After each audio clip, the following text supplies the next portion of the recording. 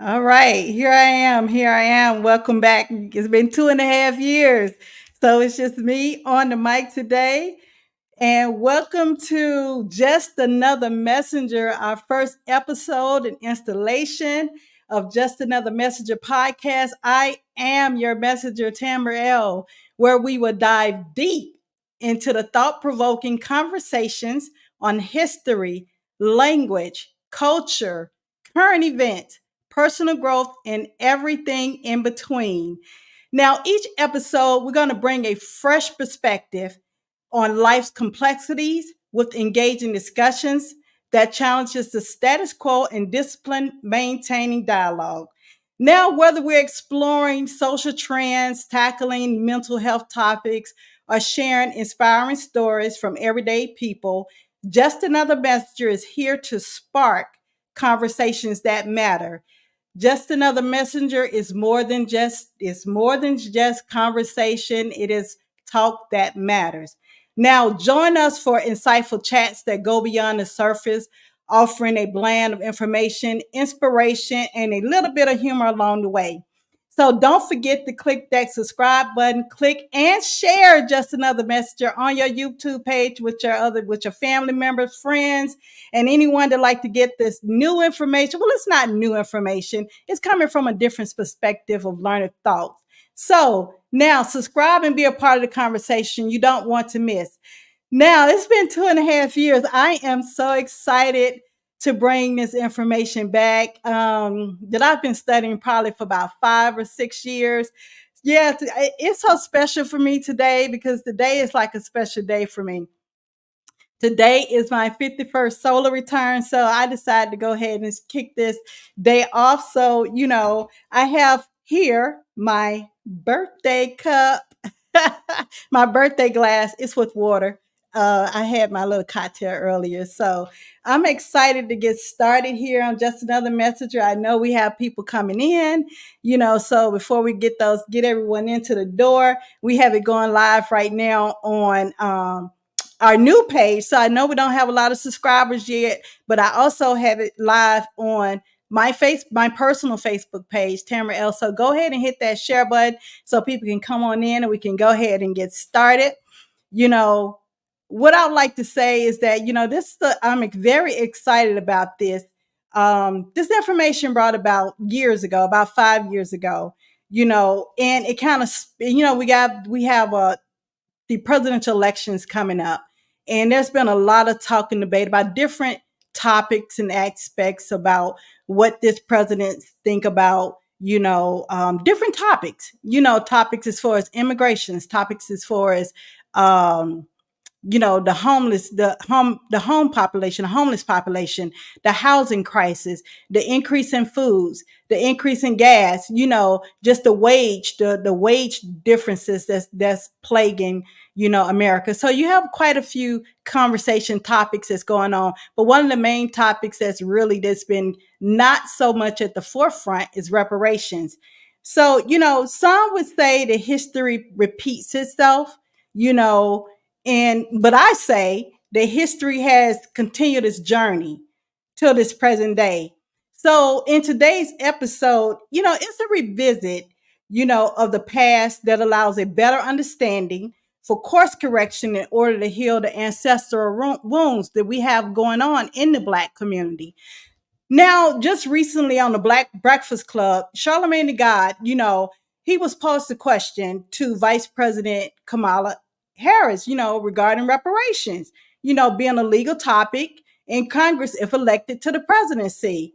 Well, she responded by saying it has to be studied. It has to be studied. And I agree with that. When that response came out, I think it must be studied in its full depth. And when we say its full depth, we're talking about from the root of reparations. And we're going to get into that, So, okay, messengers, this is what we're going to do. Let's provide our president, possibly elect Kamala Harris, vice president, currently Kamala Harris, with some study materials that will help regarding the complex nature regarding the reparation scheme that's cloaked in the Black community pain. Now, what I'm going to do, I'm going to put up a presentation, and in that presentation, I can see a lot what's going on. Now, as you come in, just say hello, happy birthday, happy solar return. It's happy birthday to my mother, happy solar return to me. So, you could just send a shout out. Also, I'm going to have some tickers going, strolling at the bottom, you know, um, just give you some information regarding how to contact us at just another messenger, as well as where is the information at? Let me see here. Like I said, it's been a while. Here we go. Banners. That's right. So how to contact us at Just Another Messenger. You can subscribe, like, and share on YouTube at Just Another Messenger. Please go and do that. Also, if you would like to send an email, you can contact us via email at Just Another Messenger podcast at gmail.com. That's scrolling across the bottom. Just Another Messenger podcast at gmail.com. Like I said, subscribe, like, and share on YouTube at justanothermessenger.com. Now, Just Another Messenger will not be monetized on YouTube. And the reason why I'm saying that is because monetization brings about extreme censorship. This is like the third YouTube page that's been built and taken down and things of that nature. So I don't feel that it would be best to create monetization on YouTube. The numbers would be great to have a body of messengers that tune in, but as far as monetization, I'll be building out other platforms that has less censorship. So if you like to donate to the messenger movement, which is truth telling, getting the information revealed, you can donate at Cash App at Just Another Messenger. So have that scrolling at the bottom for that. So this is what we're going to do. I'm going to bring up this presentation slide. And in doing so, I'm going to share this information with you. I hope you have your children with you so you can share the information along with them. And as we go along, I'm just going to touch on some topics of information. I hope you're able to see as we go along, and I'll make it larger. So I'll come off the screen and I'll be talking and giving a little information. But if you can hear me well and you're in here and you're excited about the information that's going to be presented, hit 111 in the chat so I'll know that you're here and we can have we can go ahead and move forward. Thank you, Patrice Rogers. Thank you. Happy solar return. Thank you very much. All right, now, so let's go ahead and get this started on this presentation. Now, I'm going to go ahead and come off the screen for this presentation to come forward. So let's go ahead and put this up.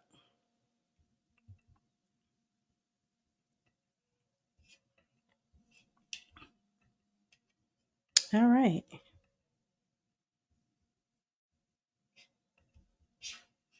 All right, let's do it like that. Okay, here I am at the bottom. So let's look at this. The scheme of colonization, the reparation scheme in the black community. And as you can see, let's just go back to this title. As you can see, I have black in quotation mark because I'm going to really expound on that as we go forward. Now, let's see. Now, the scheme that we're going to be talking about is colonization. Now, the problem that you're going to be able to address and see is what nation needs to pay. Now, about, I'll say, let's say it had to be about 7, 8 years ago. I was in the territory known as, and I'm gonna be saying some very distinctive words here. So I hope that you have your notepad, your Samsung, your pen and paper, and you can write some of these things down. I was in the territory of Seneca. Now, that when I say territory, that is the original name. Aiken, now it's known as New York. Okay, and I was in this restaurant, and this lady walked in, and she had this bag, as you can see, she's carrying, that said colonialism was a startup.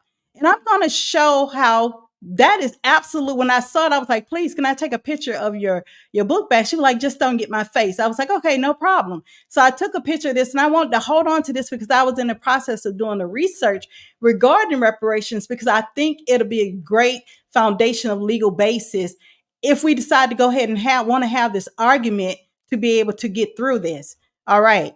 So now, the basis of civilizations. Now, I think this chart is quite informative informative regarding understanding. Now, the basis of civilization, as you can see, I put it in like a let's say a triangle format with segments. Now, at the base, we have the people. Now, I have the people at the base of the triangle because the people are attached. It has an attachment to the land, which you call your nationality, your national principles. And it also deals with your standing and your status. Now, a lot of this information is always hidden, not talked about in the general mainstream public because it hides colonization. It hide the ancestral wounds. It hide the injustice that was done and continue to plague the Black community. So let's get into that. Now, as you can see, the word autochthonous, it means from the earth. Now, I'm not going to go too deep into the definitions of this. So then you have other status such as native, indigenous. You have immigrant, migrant, and immigrant. Those are totally separate. And when you get into the understanding, we're going to get into the legal aspect of that. Now, is this dealing with giving legal information? No, because I'll explain that in detail as well. It's not legal information deals with statute, codes, and ordinance. No, we're going to get into the lawful frameworks, which is connected to the divinity of how all civilizations move. Now, as we moved up in the next realm of the pyramid, you'll see the next section of the civilization is language. Now, language going to deal in either positive law or it's going to be negative law. The positive law has been the truth of the word. I'm sorry, language deal with the truth of the word, etymology. It's the true science and meaning of the word. Now, or it can deal with semantics, which is connotation. Currently, it's called slang. And there was a great movement that deals with, semantics and how semantics have evolved to take the word away from the etymological meaning of the word. Now, I have to thank, the people that has helped me along the way in this breadth of information, because once I can present this to you, first the person I would like to first thank, I'm sorry, before we get started into this, is Abdullah El Talib Mosley Bey. He is one of the most sought after etymology teachers that I've ever known. Now, I hold a master's degree, and in doing so, I say that because a lot of things that I was taught when I came out of the school system of indoctrination. I've never learned the entire 16 years because I went to school part-time. So entire 16 years, I'll say from elementary, middle school, high school, you know, undergrad, and even grad school, there was things that I'd never heard of, never taught. So, and it really breaks your heart when you start really digging into the papyrus and you see these things that were never unfold, and then you exchange the currency thinking you're receiving the education of truth, and you're just not receiving that in those type of venues. So, I would like to thank, Abdullah El Talib Mosby for making that connection, for being able to open my understanding to the meaning of language and how language is connected to culture. Culture is connected to law, and law is connected to our divinity. I would like to thank you from that. Also, I'd like to thank Taj Tariq Bey. He's another person who has helped me understand the importance of your nationality, your nativity, and where do you come from. So I've had people along the way that I've studied with. I'd like to thank Crom TV, master teacher. I've learned so much from Crom TV. I've learned so much from Duke Tears. These are some people I've met along the way, made great connection with, have learned great information. I'm hoping to share that information with you so you can share it with your loved ones, so we can learn to move forward. Because history, as I said, I do not believe history repeats itself. I believe history has continued its walk, and it walks in our present day aspects of our civilization. So, language will unfold these things. Now, the next level we're going to look at is law. Law is either going to be positive law or it's going to be negative law. Law deals with jurisprudence, is your positive law. Now, negative law, you say, okay, well, Tamara, what is negative law? Negative law is statute, codes, and ordinance. That's what we deal with every day when you go to a courthouse. You deal with statute, codes, and ordinance, which takes away from positive law. Now you say, well, how do I operate in positive law? You will operate in positive law by knowing and understanding the laws that are laid forward before that are laid over on top of the statute, codes, and ordinance. That's how you understand the positive law. And we'll get into that. Now, as you can see, at the apex of all civilization is the God principle. Every civilization chooses a God principle. Now, most European nations chose Christianity. Some Eastern civilization chose Islam, from the Muhammadan era. Then you have Buddhism, you have Confucian, you have Judaism. You have different God principles comes from the divinity of source, that is the apex of all civilizations. So that's how civilizations run operate as far as the God principle. However, that God principle is usurped, and that's a great word to write down. It has been usurped, and it's being used as a tool of oppression, and we're going to definitely get into that. All right. Now, as you can see here, where I say the language follows the colonizer. Yes, you're going to see how the language follows the colonizer throughout this entire process. You're going to see how the language follows the colonizer. The language creates the culture. The language creates the law. The language creates the God principle of all civilizations. All right. Now, this tree is called the Indo-European family of language. It may not be, yeah, I can see it. All right. So if you can see this, let me know. If you can't see it, I'm going to provide this presentation, so, people can be able to grab this information. You can teach your children along the way. You'll have this also streaming on YouTube. So you always be able to download and teach your children. So with this Indo means first European family of languages. Now, as you can see in reading this, languages changes. As I said, the language follows the colonizer. As you can see over time, the language changes as the colonizer change. And it changes in ways, so it changes as far as the sound, it changes as far as the spelling, it changes as far as the meaning. So, which means it goes from a true historical meaning and it go to just a regular meaning. So, what do you mean by regular meaning, Tamara? That's semantics. That means just how you feel about a word. Now, there's always messages in a movie. Now, there's a great movie out. and I'm not sure if anyone paid attention to it. It's called Professor and the Madman. Now, I'm not going to give too much spoiler alert because I know you want to go look at it later. All right. So, in this movie called Professor and the Madman, um, the queen wanted a literature book that rivaled the Bible. She wanted to be able to create a book that create income, much as King James created revenue with the King James Bible version.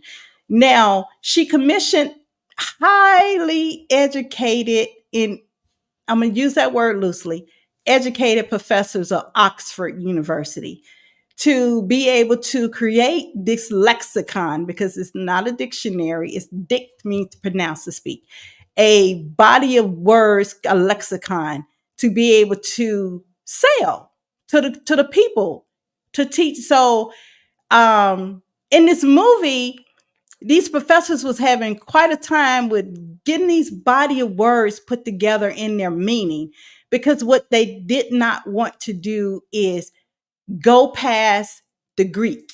That's what they said. We're not going past the Greek. So when that happened, they brought in brought in this man to assist because they was having such a hard time with it. And they was like, well, where is your studies at? And he was like, I am autodactic. And I was like, wow, I like that word. So I looked it up, and it means self-taught, no formal training. So they didn't want to accept the words that he brought forward, because he brought forward the etymological meaning of the words, the true science and history, the archaic meaning of the words. They only wanted to focus on how people felt about a word. So they just sent out, letters throughout all the society to different subjects saying, what do this word mean to you? What do this word mean to you? So when you open up Oxford Dictionary, you'll look in the Oxford Dictionary where it only that was created by how people felt about the word. Whereas if you look and you'll see in the Oxford Dictionary, you're going to see a word to say PIE, which is Proto-Indo-European, which is the origin of that word. And you can start writing down and see how those words change and morphed over time. So I thought that movie is very great. Go check out that movie, Professor and the Madman, and you're going to really get a tickle out of that. So as you can see here, the word changes over time. When people say, well, the letter J was not, when they talk about the word Jesus, Jesus, they say, well, it couldn't have been JESUS back in the antiquity of the Bible, because the letter J did not come about until the 1500s. Well, if you look to the left, the far left, you can see the changing of the words, which means that was during the time of Middle English. So Middle English was more about the 1500, whereas modern English, which we know it today, did not start until the 1700. So those are some of the arguments when when you start looking at old texts of contracts, because a lot of contracts are written in this old version, and that's why they're kind of a little difficult to read. All right.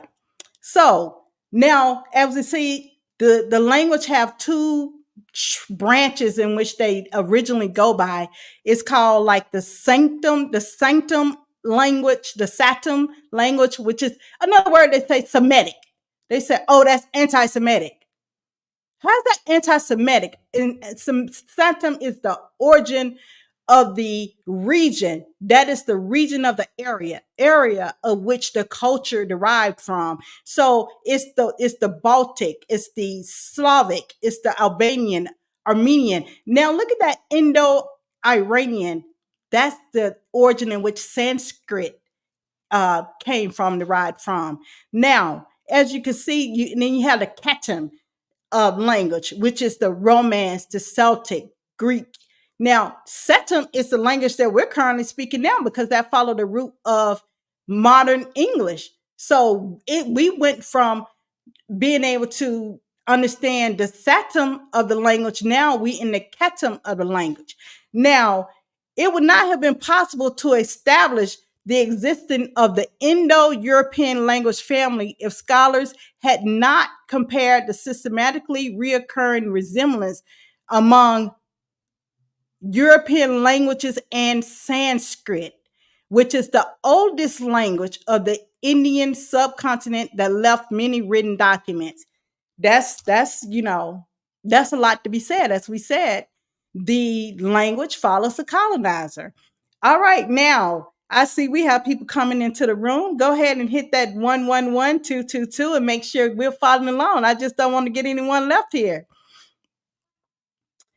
All right, now let's talk about etymology. What is etymology versus what is semantics? Now, in doing so, let's look at etymology. Etymology is the history, it is the origin, the root, which is the true study of the word. It's the true study of the word. It's the denotation. What does the word denotes to? What it applies to?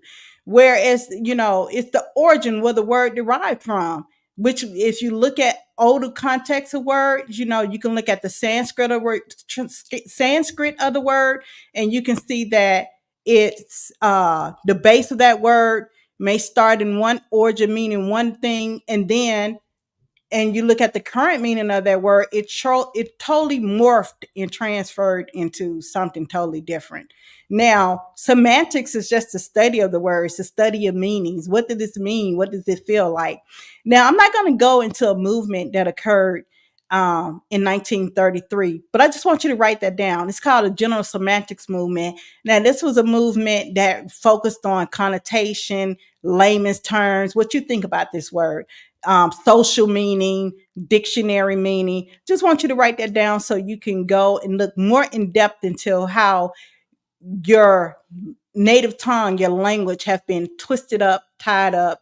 And, that's why we're in this scheme of colonization where reparation is cloaked in the pain of colonization. Now, as you can see here, let's just break down in its smallest terms. You have reparations. You have it. The Latin word. We're going to go as far as Latin on this in this tree, and it means to repair. Also, that the root is the which is pere, which means to produce. Which is you put the two words together, which is re, which is the prefix back and again. So the meaning of that, the true meaning of that means to reproduce, ready to function, not in original condition. Now, the semantics of the word, the connotation, which is the entry level meaning, the dictionary meaning of the word, they just say it means to repair damages. Now, how does this affect the social impact of the Black community? Let's look at how this affects the social impact. This creates racial constructs such as being called an Indian, being called Black, being called Negro, colored, African American, things of that nature that takes you far away from your true nativity, nationality of who you are without doubt or contradiction. That it takes you away from that. And then and what is it in doing so, when you look at, you no longer have access to the natural resources such as the land, water, your culture, your heritage, your folklores, your fourways, your titles of nobility. So you wonder, like, wow, we work so hard. We work very hard. Now, everyone that's probably living today, I'm pretty sure there's probably anyone living in this dimension, this earth, probably over 150 years of age. And if so, they're not on YouTube or Facebook looking at videos. So in doing so, you say, wow, why have we been made to work so hard? We have this taxation system. We have this, we have to go to work. You have the saying, go 40 years and retire. And then you got about 10, 15 good years of possibly to live, comfortably until it's time to, go ahead and check out of here, because I was told that nobody's leaving here alive. So, so with that being said, you have that situation, and you ask the question, why do we have to work so hard?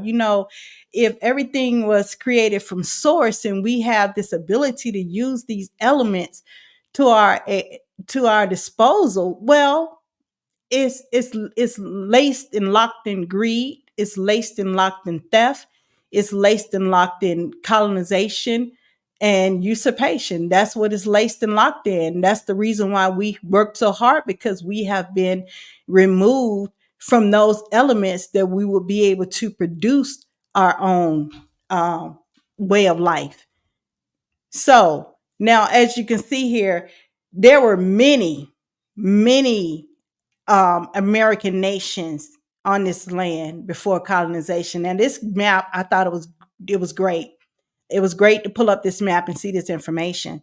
Now, this map right here shows, all the autochthonous tribes, and tribes is what we call like clan, kinfolks, consequently bloodlines that gather together to form codes of constitution within your household. You know how growing up, there's a framework of, in different households, how things will be handled as far as chores, as far as, you know, um, duties with taking care of certain expenses, who's in charge of what, as far as when you have multiple siblings, the eldest of the child is responsible for making sure that the youngest siblings are safe, when the mother is away or the father isn't there. And then, you have the situation where even if you may not have both families in the home, the parents in the home, there's still a order in their home. And as you can see, these are what the clan tribes, which were named into Indians, were in the settlement. We're just going to focus on North America. We're going to focus on the Americas. In the Americas before colonization occurred. So I just wanted to show you that. Now, I hope everyone is keeping abreast. They hit 222 if you stand abreast with the information that's being shown here, because I want to really get into this, and then I'm going to show how the changing of the hand occurred throughout this entire process. So before I go too far in, I just want to make sure that everyone is just right here with me so we don't get lost here. All right. So we're right there. So let's just keep going with this. We have a lot to discuss. Now, everyone, I know this is one of the big surprises to a lot of people, how the church is complicit in the colonization. What? Tim, wait a minute. Say that again. Let's talk about how the church is complicit in colonization. Now, I'm going to have to take a little sip on that. Because this is going to get deep, y'all. This is going to get real deep. Now, the crown church, the Roman church, Roman Empire, they have a head of that church body called the Pope. And the Pope has the power to crown, uncrown, and also change the course of many empires according to the Catholic faith and Christianity. That's the system that was set up in this ecclesiastical society. All right. Now, the Pope's title, he's called either Father of Kings and Monarchs, Lord of the Globe, Vicar of God. Vicar means to be able to speak for God, and also he occupied the holy seat of Peter. So this is a very powerful position to hold. And that position also can become corrupt. Too much power creates corruption. And we're going to see how that power has created the corruption of colonization and usurpation. Now, they say, well, there was a lot of war and fighting and things. Yes, it was. There was a lot of wars. There was a lot of fight. But this happened with the stroke of the pen. Now, this really shows how the pen is so much mightier than the sword. All right. Now let's look at this framework of the 1492 dum diversis. Dum diversis is a Latin word that means until different. Now, this papal bull was issued by Pope Nicholas the Fifth on June 18th, 1452 to Alfonso the Fifth of Portugal. Now, I want you to hold that place, Portugal, because we're going to talk about these different nations and their connections. Now, Portugal. Now, this validates his appropriation of regions in West Africa. We're going to make that connection between West Africa and Americas. Oh, Tamara, you talking about the transatlantic slave trade? Yes and no. We're going to get into that as well. Now, look at this reads that we grant to the aforesaid King Alfonso to invade, search out, capture, vanquish, and subdue all Saracens. Put a pin at that word, Saracens, and pagans. Pagans, you know that word pagans. Let's get into the root of that word pagans. Pagans, let's just go to the word Saracen. Saracen has been translated to mean dark complexions, anyone of the Muslim faith, that's a Saracen. Saracen has also been now connected to mean Indian, colored, black, Afro-American would be considered a Saracen. So pagans means first. Pagan. So when you say, oh, why do they keep saying this word pagan? Because it's the first. Uh, it's the first practice.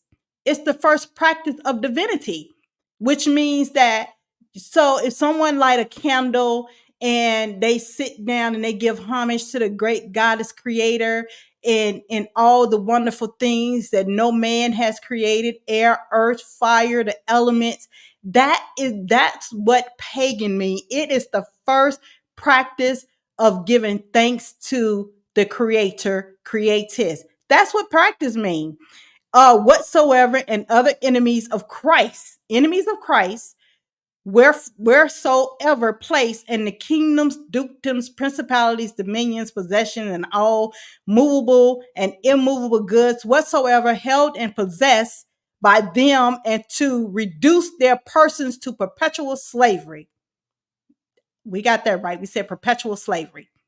All right.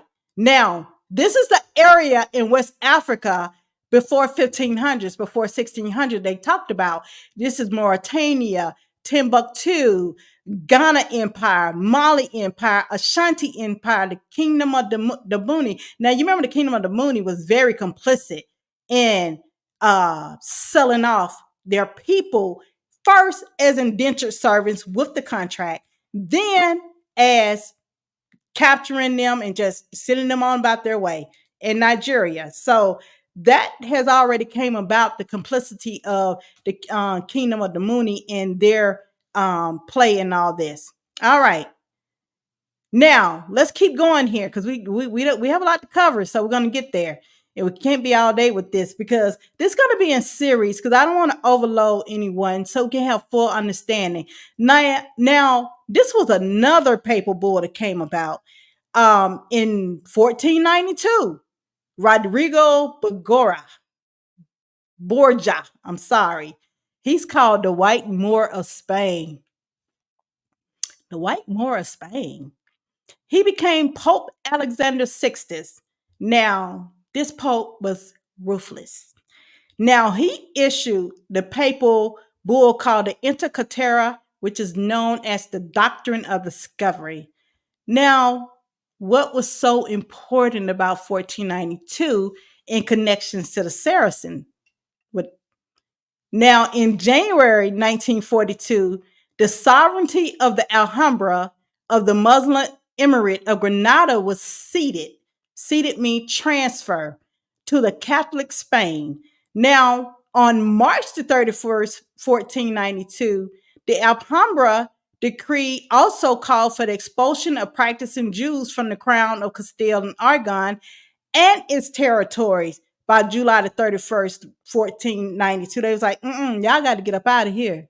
We have captured this area, and you guys got to get up out of here. You either convert or die. That was the mandate. Convert or die. Get down and get out. All right. Now, the framework of this doctrine of discovery, it was an apostate command, apostolic. I'm sorry, it was an apostolic, which means that it was from the voice of God to King Ferdinand, where he provided King Ferdinand and King Isabella of Castile, Aragon, Sicily, and Granada to their recovery of Granada from the yoke of the Saracen, to overthrow the barbarous Black nation. And see, I put that in parentheses, and bring to the Catholic faith of the Christian religion. Now, Christopher Colon, aka Columbus, had already set up garrisons and started the process of Christian conversion, even killing non-converters. Now, as you remember, this happened, he was doing this in the area which is called South America. Christopher Colon was not in the mainland. That's why I want to show you the difference between the first doctrine, the Dum Diversis, and the doctrine of discovery.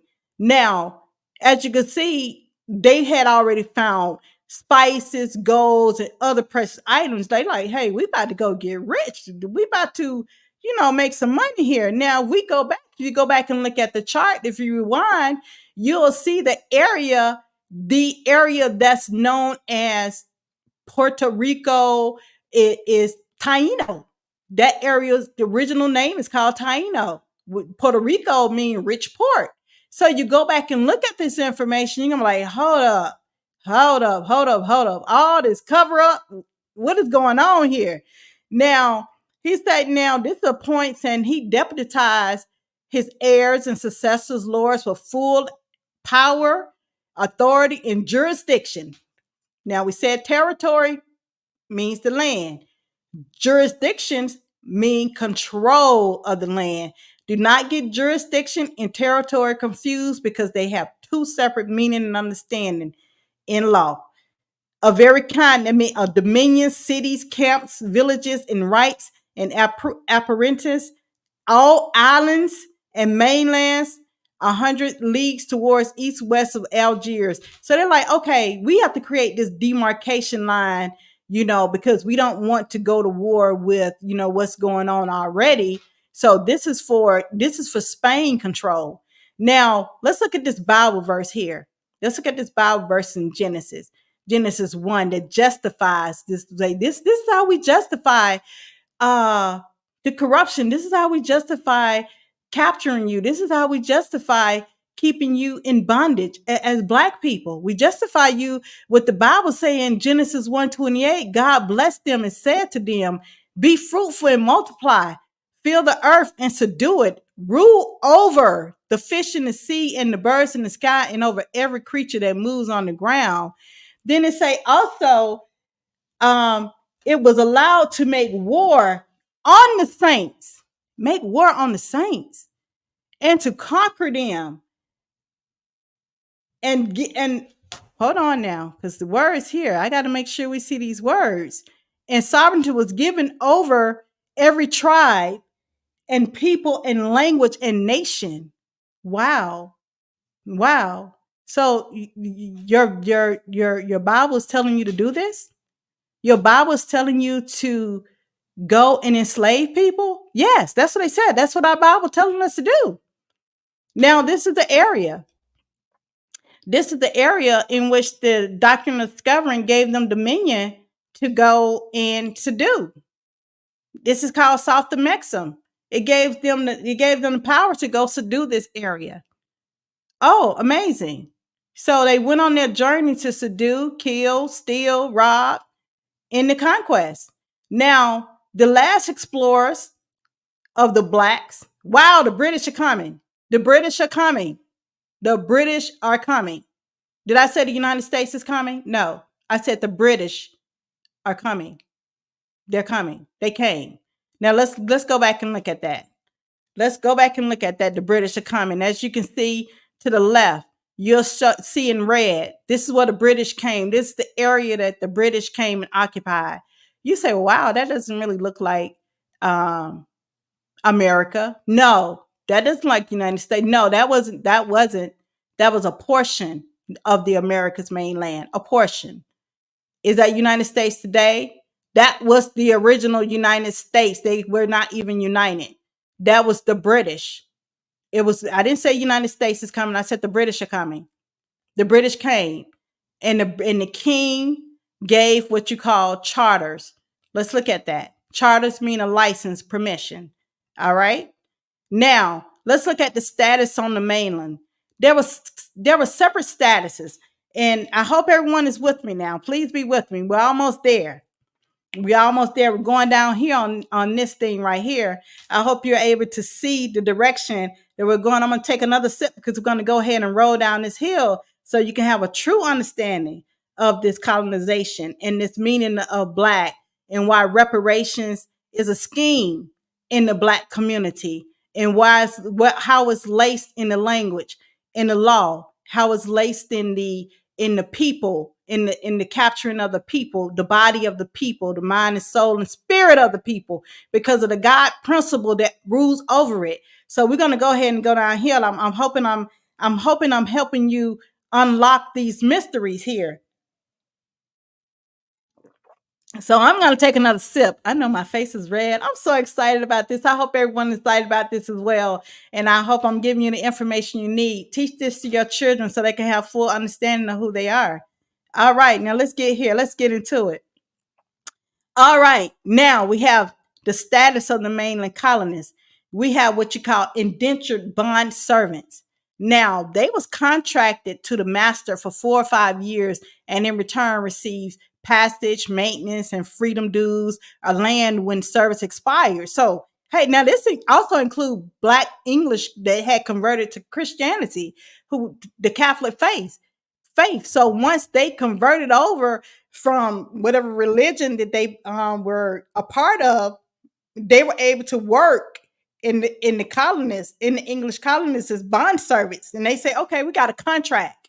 We have a contract for 4 to 5 years. I'm willing to come over to the mainland and work the colony, and make money. And once I'm free, you'll give me money to go ahead and get my own land and go ahead and move forward. That was the agreement. You also had what you call English adventurers, which were investors.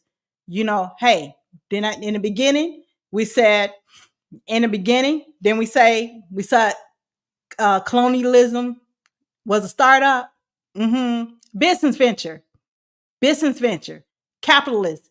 So you had capitalists. These are rich people that say, "Hey, I'm going to buy into this business called the Virginia Company. I'm going to buy into this business called the London Company. I'm going to buy into this business, called there's different names of Roanoke, different names of that. We're going to get into that. So these were adventurers that purchased into the charter and wanted to make money, off the land. Now you have English bound convicts. What? They emptied out the jails. Yes, they emptied out the jails. And so this went on for 150 years. You had also British and Scottish prisoners of war. You had British subject proprietors. Now, back then they called them colonial agents. Today they call them governors, priests, etc. Now, look at this. They had 20 niggers. Yeah, I'm going to come back on the screen for that. 20 niggers. So this conversation about that story about thousands of people were in a boat, shackled up, all the different, that picture for the past 5-6 years, there is not one evidence that I've been able to find of that voyage and passage being true. Am I saying that there were not people that came over in that manner? No, that's not what I'm saying. But the picture that was told to us in school of came to them in 1609 in that capacity, that is not true. In the mainland, it was 20 niggers arrived, and they only came in 1619 from the Spanish West Indies. Now, how do you know this, Tamara? Guess what I found? I found this 1623 Virginia census that's called the 1623 Virginia Census of the Living and the Dead. Go Google it. Now, this happened after the 1622 Powhatan Uprising. Then I show you, go back and look at that picture that showed the American tribes, aka Indian territories that was already settled. Now, there were a uh, tribe called the Powhatan Confederacy, and they were they confederated, a group of family clansmen confederated from the area known as Roanoke, North Carolina, all the way to what is known today called Richmond, Virginia. Richmond, Virginia. So it was a bunch of family members that confederated and came together and was up under the one constitution of how they did business and trade and things of that nature. So they had an uprising against the English colonists in 1622. So when all the fighting was settled, they had to do a census and say, how many of our people still living here? Good God Almighty. I mean, they almost wiped us out. So in the census, it was only 347 people still remaining living after this uprising. And all the 20 niggas died. All the 20 niggas died. All right, now let's explain the difference between the English colonies and the states. Now, this chart is I'm not gonna go into full detail, but as you can see, it starts as a colony charter in the beginning, and just look at, and I'm gonna jump you over to esquires. Now, the esquires, what you call today attorneys, ESQ. Now, these are people that wrote the Constitution. Oh, I thought they were just, regular men. And no, no, no, no. These was men of the letter of the law.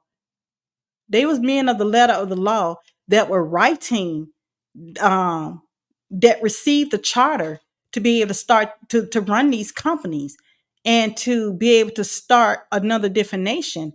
That's who they were. They were not just poor men running away from the king. No, they were not. Now, as you get into more of the understanding, now look at, they was called the charter trust structure of the English colonies to state. It goes from a freeholders that grant the colony charters from the crown. All right. It goes to we the people, settlers, freeholders, see letters of patent from the English crown. Colonies, industries of the English crown and privy council. Those are the people who give the law. Like your current day, we call them Congress and senators.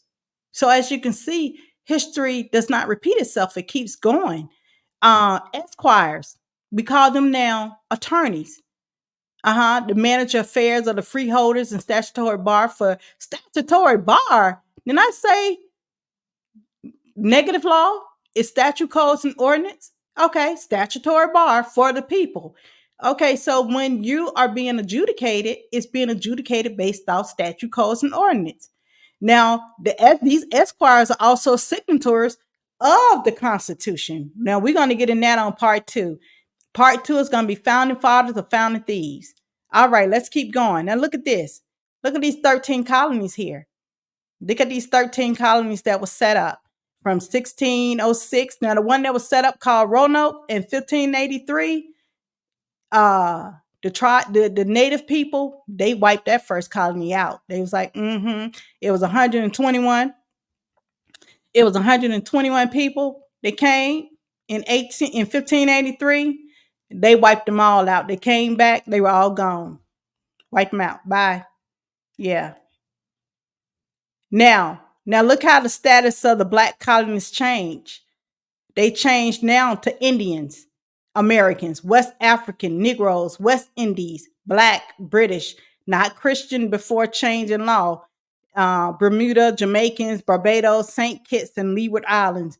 Now, a slave is being defined by whose skin color is marked as an outsider, Black, and deemed property of the master. we say property. So this let's define this. Let's get into the definition of this because yeah, this I'm all flushed and red. I'm black and I'm proud. Are you? You sure you are? Are you sure about that? Let's get into that. Some things we're gonna have to go ahead. This 2024, this is the year of truth. A lot of the stuff we're gonna have to let go. This is our this keeps us in perpetual slavery, perpetual servitude. I'm black and I'm proud. No, no, you can't be black and you can't be proud at the same time, unless you like being a proud slave. Unless you like being a proud slave, that's something I can say about that. Now hit 333 if you agree with me on that. Now, in 1639, check this out. Maryland statute introduced the term slave to distinguish certain blacks and Indians as subsidiary members of society. Ain't that something? Now, all Negroes and other slaves shall serve durante vitae. Highlight that word. That means for life. Now, this was in the Virginia legislature in 1663. Oh, but Tamara, we had the Emancipation Proclamation.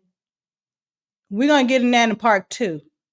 We're going to break that down. Like I said, founding father, founding thieves. We're going to get into that in part 2. Let's keep moving. Number 57 of the Virginia Statistic Bureau has classed all non-reservation Indians as Negro. So all y'all running around here in your moccasins and your Nikes and your red bottoms and your Timberlands and all that. All you walking around here in that. If you hadn't claimed a tribe, a native tribe, and you haven't put that native tribe in our register as being a civilized Indian, you're a Negro. They say you're a nigga. And you're going to be, like Jay-Z said, still a nigga. You're going to be that. All right. Now, look what they did to the status of a child. Now, in English law, the status of a child always derived from his father. They said that the status of the child came from the father. Oh, no. English said, because we came over here with all these men. It was like 10 men to one. We had all these men. Then when y'all started bringing these women over here, we started making love to all these women came from West Africa that was already here in America. You know, we was running behind them booties. Yeah. And we made babies with them. And them babies look mulatto. So what's going to happen is that all these light-skinned, fair-skinned, mulatto-looking children, you ain't going to be able to put my child to work like that. They was like, hold up now, we got a problem. We're going to lose our base. Let's talk about the story. Can you imagine how the story went? We're going to lose our base. We're going to lose our base of labor supply. Y'all gotta stop sleeping with all these West African, American, island women. We got to get some of our women over from Europe because y'all just mixing up the blood. Y'all just mixing up all the blood. They were like, but we like them dark black of the berry, sweet of the juice. We like that. They were like, hold up, we got to make a law for this because something ain't right. They made a law. They said mixed union of blood changed from the English law to prevent slave children their freedom. So they enacted the Roman Egyptian principle, which is parte sequentia ventrium, which means the bride belongs to the owner, the mother. So if that baby come out of that black body, that baby slave for life. Now, not only did the individual remain a slave forever because they had the durante vita, which means for life. If you're a slave, if you other than white, they say if you other than white, if you other skin, other than us, but one could be born a slave. So now you have to ask yourself, did the Emancipation Proclamation free the black people from slavery? We're going to get in that part 2. We're going to get in that part 2. Stick with me now. Founding father, founding thieves. That's why we say the reparations scheme in the black community is cloaked in our pain. So we having the wrong legal basis conversation here. Who's your daddy? Who's your mother? Where did they come from? Did they come from West Africa? Were they already settled in America? Did they come from the Caribbean, south of Mexico? Was they British? Were they British subjects? Did they come from Britain? Where did they come from? Did they come from Portuguese?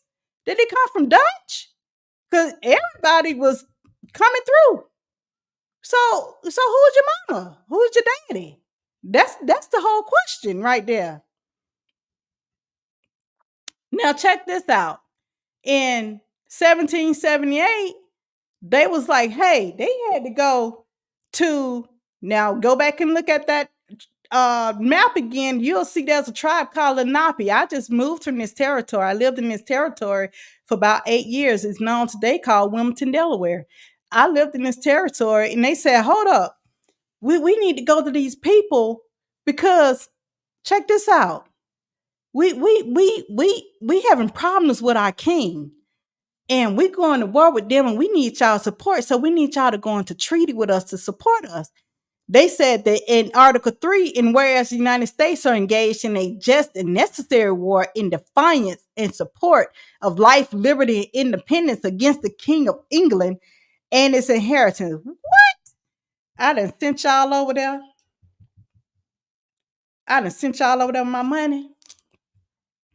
And y'all done ran off unplugged. And now y'all trying to go to the black people. Y'all trying to go to the black people for safety. So fights broke out. We jumped in. You know, we love a good fight. We jumped in, and we gonna help the British out because we got some of our black British, because you know we loving and intermixing and mingling now. So you know we love our people. We people loving people. That's what we are. That's what has gotten us in trouble. We people loving people, and we gonna jump in the fight. Even today, we see a good fight. We gonna jump in. We gonna be ready to rumble, right? So in doing that, they said we're gonna help you. We're gonna help you against your king. So they said, oh, great, help us against our king. Fight went on. So the crown said, oh, no, we got to break this up. We losing money. We losing money like this. So they said, okay, we're going to give y'all a treaty, United States. So the United States said, what? We're going to give you a treaty, and we're going to give you more money. We're going to give you power. We're going to let you run those colonies the way you see fit. And they was like, oh, so you mean to tell us we now have an opportunity to get more laborers, and in doing so, we can't connect and fight with the Indians and the Negroes and the niggers and African American color. We can't fight with them no more because we got the power. We got to lord over them now, so we can make more money. We get this money popping. So they say, yeah, we're gonna go ahead and go ahead and give you. We're gonna go ahead and make this treaty with. We're gonna stop the war. We're gonna do that. This happened in 1783. Now, as you can see here, it was given to the said United States, New Hampshire, Massachusetts, Rhode Island, read it, Delaware, Pennsylvania, Maryland, 13 colonies. Treat them as such, and for himself and his heir and successor, they agreed, the crown agreed to relinquish all claims to the government. So that's why now the United States practice on statute, codes, and ordinance, proprietary and territorial rights. Territorial. So they have jurisdiction now of the same in every part thereof. Ooh, we got, and they said, okay, Article 2, it allows for the expansion of the Northwest territory. And that's how they got this territory right here, known today as Ohio, Indiana, Illinois, Michigan, Wisconsin, Minnesota. That's how that treaty allowed them to be able to now go in and subdue this area. Now, what happened to the property? They said, hold up. Just because we giving you jurisdictional rights over the territory, you can't, we're not getting rid of our property now. You still owe us for our property. You owe us for our property. They said the property of the British corporation in the country is protected by the 6th article of the Treaty of Peace of 1783. In the same manner as those of natural persons. Wait a minute. So the people that fought with you, let's make sure we get this straight. The people that fought with you under the British subjects, they're now property of the British. Yeah, that's still our property. Yeah, that doesn't go with you. They're still the property of the British Crown. Yeah, that's still our property. Still nigga. All right? And their title, thus is protected, and it's confirmed by the ninth article of the Treaty of 1794, so that it could not be forfeited by the immediate legislative act or any other proceeding for the defect in alienage. Nah, we want our property. You know, you can pay us. You can pay us, you know, when they fill out this form called, 1040, when they do their taxes, you can pay us. You can pay us for our property that's still there. Oh, history's still going. Okay. So it said the termination of the treaty by war does not divest rights of property already vested under it. So nor do treaties in general become extinguished imposto facto by war between the governments, thus stipulating for a permanent arrangement of territorial and other national rights are at the most suspended during the war, and is revived at the peace unless they are waived by the parties a new and pugnant stipulation. No, the Crown said no, that is still my niggas. They still my niggas. Okay. Now, as you can see, it started and it just went on.